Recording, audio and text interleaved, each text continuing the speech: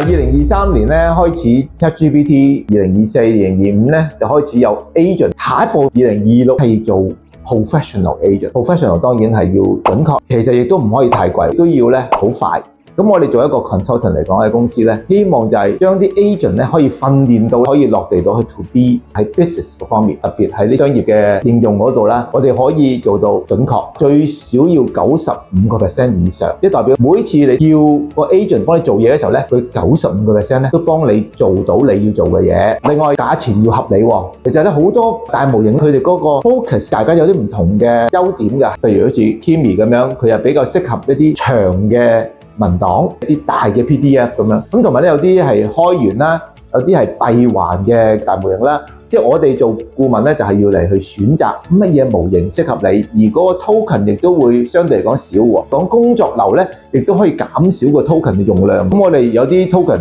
用得好多嘅時候咧，可能係因為佢嗰個工作流好複雜。第三個就係嗰個開發嘅時間要短。咁如果以前咁樣